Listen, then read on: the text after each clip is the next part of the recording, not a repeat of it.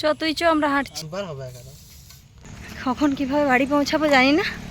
Hi friends, welcome back to my channel লিচু আর মা। বিশাল একটা ঝামেলাই পড়লাম। এই যে বোনপোকে অ্যাডমিশন করতে এসে কলেজে, ওর ফার্স্ট ইয়ার অ্যাডমিশন হলো। দেখছি যাবার সময় গাড়ি চাকা পাংচার হয়ে গেছে। এবার এই যে হেঁটে হেঁটে যাচ্ছি, দেখি এখন কোথায় গাড়ি চাকা সারানো যায়। রাস্তার অবস্থা দেখুন। একটা দোকান আছে, দেখি ওখানে গিয়ে।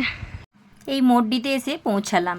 এই মোড়ডি থেকে এইদিকে তালবেড়িয়া ড্যাম 2 কিলোমিটার। এটিও একটি পর্যটন কেন্দ্র। পর্যটন কেন্দ্র তো এখানে অনেকেই আসেন, তো কোনো মানুষ যদি হঠাৎ বিপদে পড়ে সাময়িক ব্যবস্থা এখানে করে দেওয়া যাবে। মেকানিক বসে গেছে, দেখছে গাড়ির কি অবস্থা, সাথে ভাইও দেখছে টেনশনে।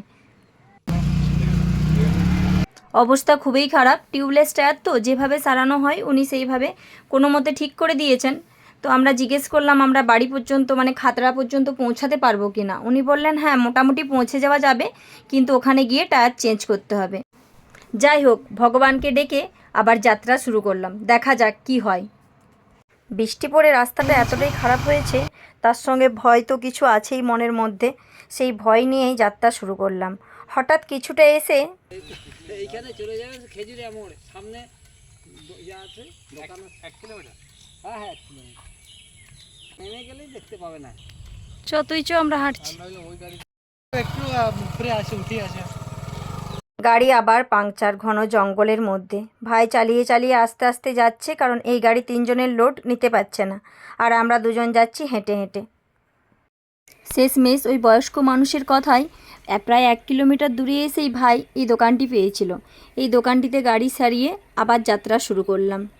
গাড়ির তেল কম দেখে একটু তেলও ভরে নিলাম, কারণ ভগবান আজ সাথ দিচ্ছে না। যদি লাস্টে তেলও শেষ হয়ে যায় তখন আরও বিপদে পড়তে হবে। কিন্তু শেষমেশ কোনো লাভ হলো না। আবারও আর কোনো উপায় নেই। এখান থেকে রানীবাঁধ প্রায় 7-8 কিলোমিটার। মাঝে আর কোনো দোকান নেই। রানীবাঁধ না পৌঁছানো পর্যন্ত হাওয়া বেরিয়েই যাচ্ছে। ভাই গাড়ি নিয়ে গেল আস্তে আস্তে। জীবনেই প্রথমবার প্রায় 2 থেকে 2.5 কিলোমিটার হেঁটে যাচ্ছি। গাড়ির অবস্থা খুব খারাপ, কখন কিভাবে বাড়ি পৌঁছাবো জানি না। পুরো গাড়ির টায়ারটাই চেঞ্জ করতে হবে। দেখি পৌঁছাতে হবে সেই রকম জায়গাতে যেখানে টায়ারটা চেঞ্জ হবে। হাঁপিয়ে গেলাম, আর পারা যাচ্ছে না। হেঁটে হেঁটে পুরো ক্লান্ত, আর পাচ্ছি না। দেখি, দেখতে থাকুন শেষ পর্যন্ত কি হয়। শেষমেশ ভগবান মুখ তুলে চেয়েছেন। এই জঙ্গলের মধ্যে দেখা মিলল একটি লোকাল বাসের। হাত দেখিয়ে বাসটিতে উঠে পড়লাম। এই বাসে করে পৌঁছালাম রানীবাঁধ। এই ত্রিশক্তি অটোমোবাইলসে আজকে টায়ারটি চেঞ্জ করব। কাজ শুরু হয়ে গেছে, চাকাটি খোলা হচ্ছে। খোলা হোক, কাজ চলুক, ততক্ষণ আমরা একটু পাশের দোকানে চা আছে, একটু এই বৃষ্টিতে একটু গরম চা খাই। চা খেতে খেতে আপনাদের দোকানটা একটু দেখিয়ে দিই। ভগবান না করুক, তবু কোনো দিন যদি এই পথে কারো কোনো বিপদ হয় তো এই দোকানটি তার হয়তো কাজে লাগবে। দোকানটি খুব বড়, মোটামুটি সব কিছুই সার্ভিসিং এখানে পাওয়া যায়। চাকা খুলে ফেলেছেন, এবার টায়ারটি চেঞ্জ করতে হবে। টায়ারটি চেঞ্জ করা হয়ে গেলেই ওহ, ভগবানকে ডেকে আজ বাড়ি পৌঁছাতে পারলে বাঁচি। কাজটা করতে করতে জঙ্গলের মধ্যে হেঁটে আসার যে অ্যাডভেঞ্চার বা যে ভয় ভীতিটা মনের মধ্যে চলছিল, সেটা একটু আপনাদের সাথে শেয়ার করি।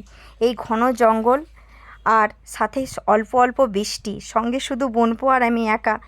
মাঝে মধ্যে রাস্তায় একটি বাইক বা 1-2 গাড়ির দেখা মিলছিল, কোনো মানুষজন নেই। সেই রাস্তা দিয়ে আসতে দুজনের যে কি ভয় লাগছিল সেটা বলে বোঝানো যাবে না। এরকম বিপদ যেন কোনো দিন কারো না হয়। তো যাই হোক, ভগবানের কৃপায় ওই বাসটি পেয়েছিলাম বলে আমরা একটু নিশ্চিন্তে রানীবাঁধ পর্যন্ত পৌঁছাতে পারলাম। কাজ কমপ্লিট। এই যে এবার বাড়ি যাব নিশ্চিন্তে। বাড়ি ফিরে ফ্রেশ হয়ে খেয়ে আজকে রেস্ট। জীবনেই প্রথমবার এরকম একটা অভিজ্ঞতার সম্মুখীন হলাম, আর সেটি আপনাদের সাথে শেয়ার করলাম। ব্লগটি এখানেই শেষ করি। ভিডিওটি ভালো লাগলে লাইক, কমেন্ট, শেয়ার করতে ভুলবেন না। দেখা হচ্ছে খুব শীঘ্র পরের একটি ব্লগে।